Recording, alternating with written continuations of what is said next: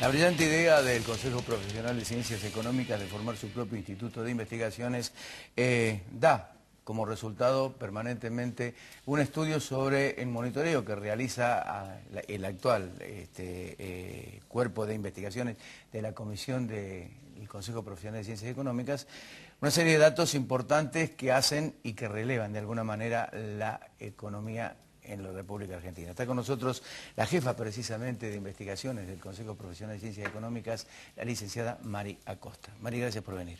Gracias a ustedes por invitarnos. ¿Qué arroja todo esto?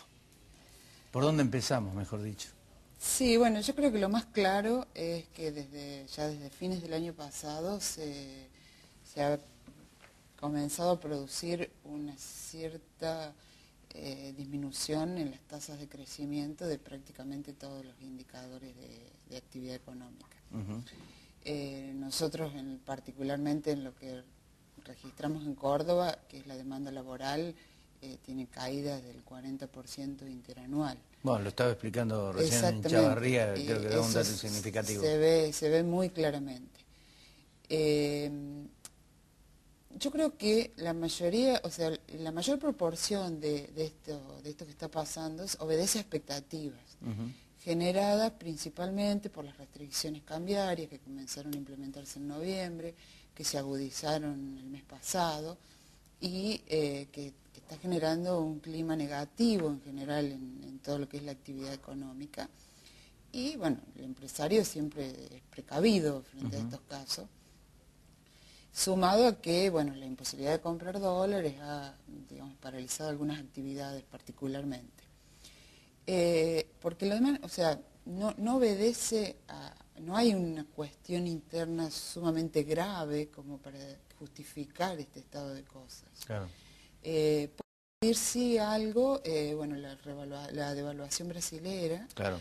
Que, bueno, lo vimos en indicadores del mes pasado respecto a que si bien la venta de autos internamente subía, la producción no, porque el grueso se vende a Brasil, entonces eso incide directamente en la actividad local. Bueno, las noticias por estas horas es que Fiat piensa para su planta, ¿no? Suspender personal. Entonces, o sea, si bien hay problemas puntuales, todo este estado, digamos, de casi, o sea, de descenso en todos los indicadores, creo que obedece más expectativas. Pero hay dos cuestiones claves que, como digo, no creo que sean, digamos, peligrosas, pero sí hay que prestarles atención, claro.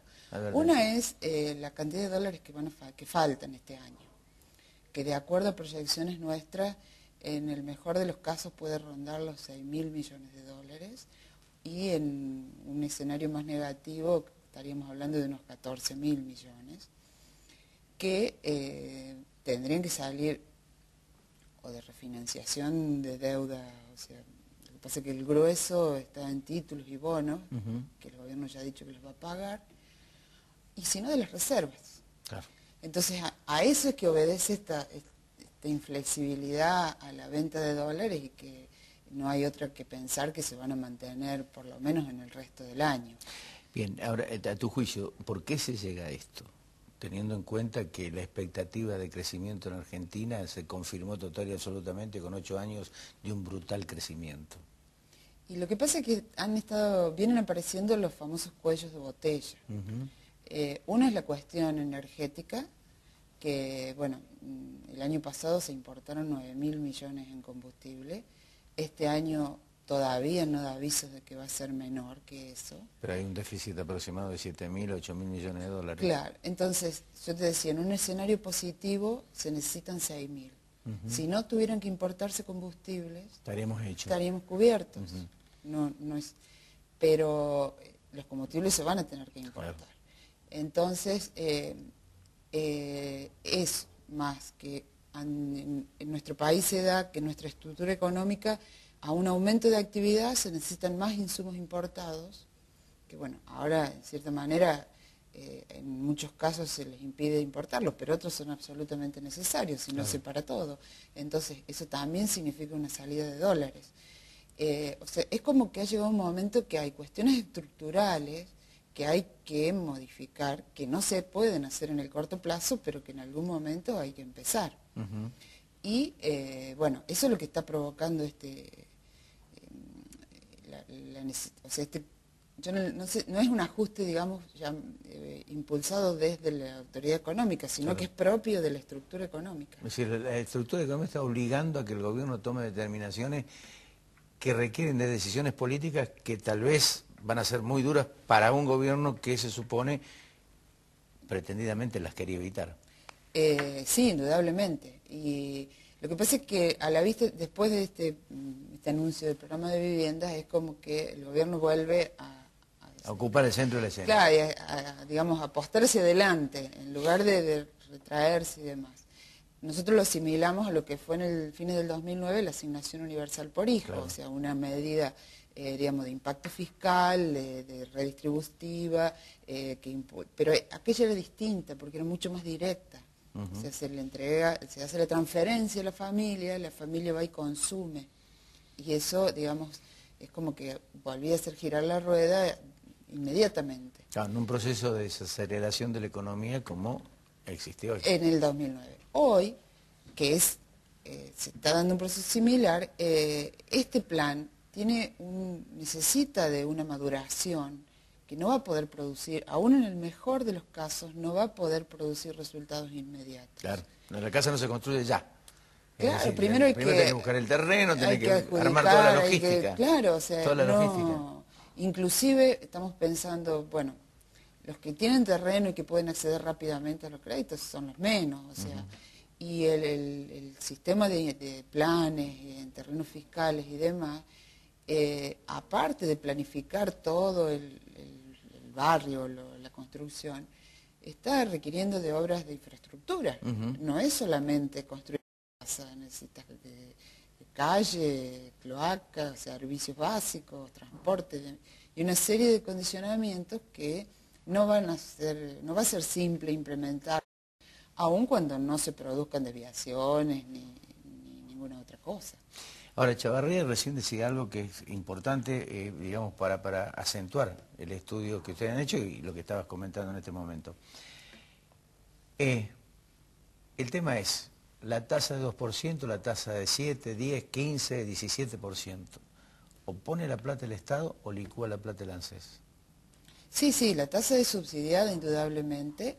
Se están usando, bueno, tampoco se ha dicho porque el titular del ANSES dijo que iba a haber aportes del Tesoro. Parece que el Tesoro no está en condiciones de hacer aportes es lo porque que o está por el Tesoro o se licúa la plata del ANSES. El otro punto es que el Estado, el sector público nacional este año o sea, va a estar en cero o con déficit primario, porque las previsiones de gasto, a ver, el sistema de quita de subsidios no funcionó.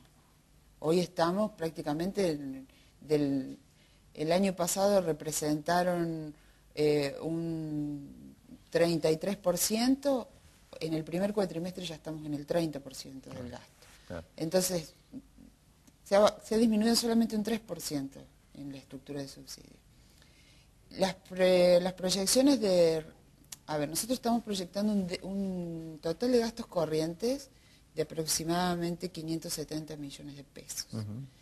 Las expectativas de recaudación son de 680, pero eso incluye la coparticipación, claro, que como poco es el 30-33%, porque eso es lo que reclaman las provincias, que tendría que ser más, pero es eso. Entonces ya no queda para cubrir los gastos corrientes. Estamos en 450, en 420. Claro, o sea, hay un déficit ahí. Y entonces, ¿qué aporte va a poder hacer al fondo? Yo estoy de acuerdo en que se necesita una medida, o sea, que las medidas de reactivación son positivas, totalmente.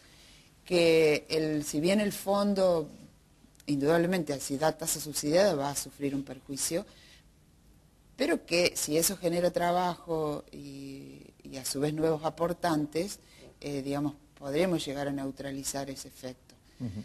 Pero se necesita mucha sincronía en muchas cuestiones que funcionen bien, que a primera vista parecen difíciles de conseguir. Esta semana cobró cuerpo, después desmentida por el ministro de Justicia y por otros actores políticos del gobierno, el tema de la pacificación y alteró prácticamente todo el mercado. Todo el mundo se movió en consonancia al rumor que circulaba hasta la desmentida. Pero esto es, ¿viste? Sí. Cuando se larga un rumor es muy difícil. Sobre todo en estos terrenos. En estos terrenos es muy difícil retrotraer ese rumor a que no suceda absolutamente nada. ¿Cómo lo ven ustedes esto? ¿Cuáles son los riesgos de todo esto? Y todos los... A ver, todas estas medidas, por ejemplo, la primera que fue cuando empezaron las autorizaciones de AFIP para la compra de dólares, en sí mismas no son negativas. Yo estoy de acuerdo en que alguien que quiere comprar para atesorar lo haga con fondos declarados. Así es. También estoy de acuerdo que sería conveniente tener una economía más especificada. En general, no digo de los contratos, sino de que pensemos más en pesos. Pero eso no puede hacerse a decreto ni por obra apremiado por las circunstancias. Porque eso lo único que provoca es que los actores económicos se traten de resguardar. El dólar marginal, la salida de depósitos en dólares, es como que provoca disturbios, ruido en la economía. Además, tener que tener una neutralidad inflacionaria, es decir, bueno, no poder especificar, trabajar en peso cuando estás perdiendo el 25% por año. Ese es el otro problema. Plazo fijo que te da 12%. Ese es el otro problema, que es la inflación, que yo creo que, digamos, viéndolo objetivamente, al gobierno hoy no le interesa ocuparse, es como que la ningunea la inflación, claro, como que no existe, claro. Porque no está en condiciones de solucionarlo. O sea, claro, la inflación obedece a múltiples causas en la Argentina y como que el Estado en este momento creo que no puede. Yo creo, no sé si va a conseguir, creo que también sujetarla de alguna forma a la inflación implica producir un mayor desaceleramiento de la economía, porque tendrías que aumentar la interés, esa tasa de interés secaría la plaza, la gente no consume, los créditos aumentan. Un poco lo que hizo Brasil el año pasado y que, bueno, en cierta forma la consecuencia fue una cierta primarización de la economía que ahora está tratando de revertir con la devaluación. Sí. ¿Vos crees que esta situación de Brasil nos va a traer complicaciones con el tema del tipo de cambio o en lugar de complicaciones va a generar una decisión política del gobierno de ajustarlo? Más allá de que hay un ajuste simbólico o paralelo ya. Yo creo que la administración del tipo de cambio va a continuar como hasta ahora. O sea, no creo que dé el brazo a torcer, digamos, el Banco Central en eso. Excepto que la devaluación de Brasil no repercute en su economía. Es decir, o sea, que no haya señales de reactivación en el mercado brasilero. ¿Por qué? Porque si Brasil devalúa, en un primer momento a Argentina le perjudica en el comercio. Pero si eso provoca crecimiento del nivel de actividad de Brasil, nos vamos a ver directamente beneficiados. O sea, es nuestro principal socio comercial.